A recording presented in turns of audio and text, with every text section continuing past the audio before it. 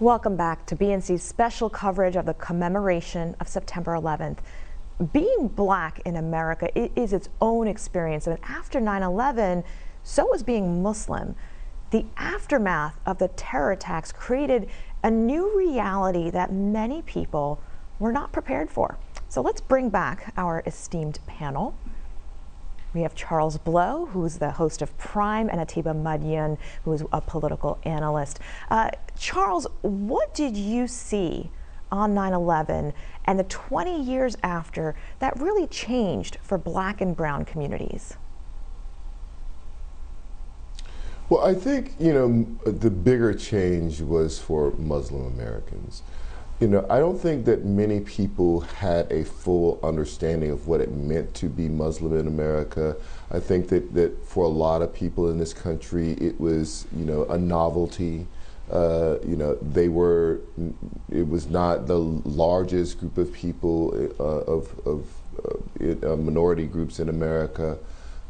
People didn't understand the practices, and many of them didn't have to. Many of the places in America didn't have very many Muslim people in it, so there was no familiarity with the concept. And particularly for black people, a lot of black people, their kind of closest association of Islam was to blackness and to the Nation of Islam, and not necessarily to Islam writ large.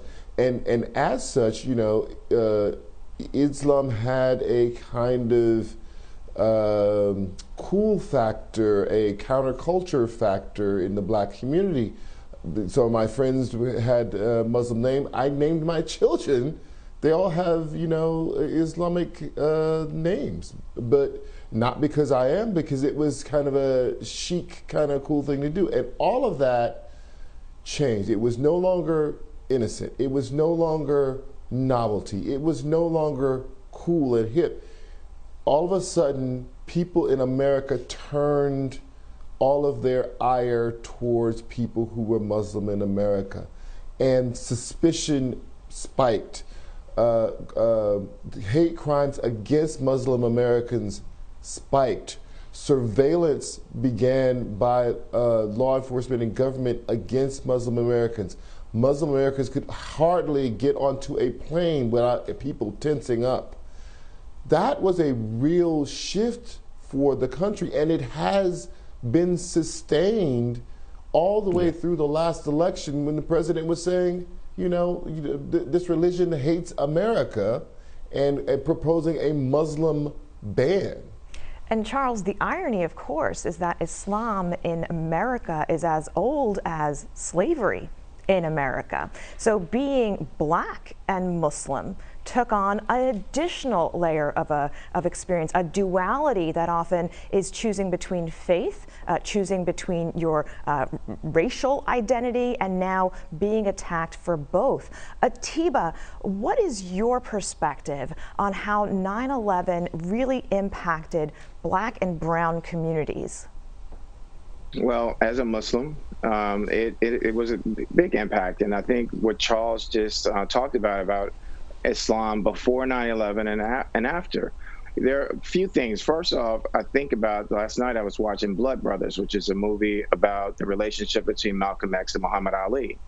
And often, when people think about Islam in America, they think about Elijah Muhammad, the Nation of Islam. Not very much as much about his son, Warith Muhammad, who took the Nation of Islam from the nation into Orthodox Islam. But they hear a lot about Malcolm and Muhammad Ali.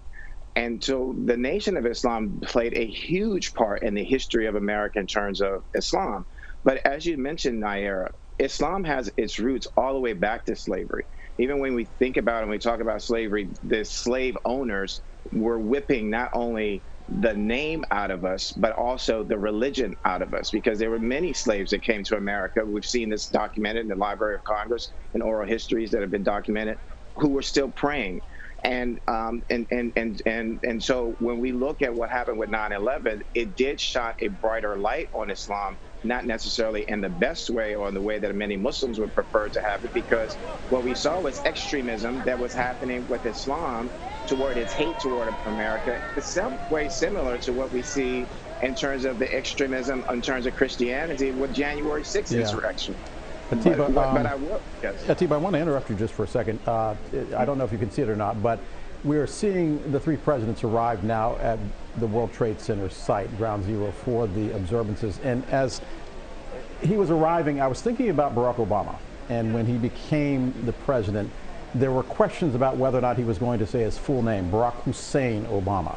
And the images on magazines showing Michelle Obama, who was probably one of the nicest people you could ever meet, you know, as if she was some type of radical. And Charles, what I was thinking about as you were talking is that 9/11 convinced me that America has to have an enemy that doesn't look like what they think America should look like. And it gave the opportunity to say they came after us, but we're now just getting around to the conversation of what us in America looks like. We call ourselves the United States, but it does not include us so many different times. And Del, as we see these images, right, I'm reminded of there was a brief moment there in which everyone came together at 9/11, and there was talk of unity in the country. But for those of us, and I include myself in this, who are Muslim, and I don't visibly look that way, I have to tell somebody I am Muslim, it was also a moment of thinking, oh my God, I hope it's not people with a Muslim name. I hope this does not get tied into the language of Islam and faith and religion. And that's an experience that anybody who is the only person at the table, whether they be black and Muslim or something else, they understand that experience. And we're seeing 20 years later, these presidents come back together. Michael Bloomberg come back together to commemorate the fallen and to understand, really try to bring that unity back. Charles, with that sense of unity in this moment, how does that fare against the backdrop of our broader challenges that we face as a culture? Yeah, I mean, I think, you know, the unity portion of this is illusory, and I think, you know, we have to put it into a particular context. Part of that unity that we experienced 20 years ago was around mourning, but another part of it was around anger and a desire for vengeance, and a resolve around that. I think that's really important to remember.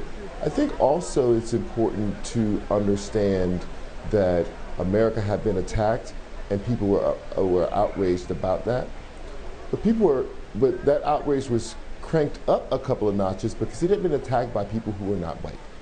Some brown people from the middle of nowhere. You know, the way that people in America talked about Afghanistan and the Middle East in the wake of the 9/11 attacks was not good, right? It was, backwater, nothing, a crumble, a pile of rocks. It was derogatory towards the region and everyone in it, because, how dare they, right? And they was every one of them. There was no distinction between the 19 people with the box cutters and all the people who were peacefully going about their lives. How could they do it?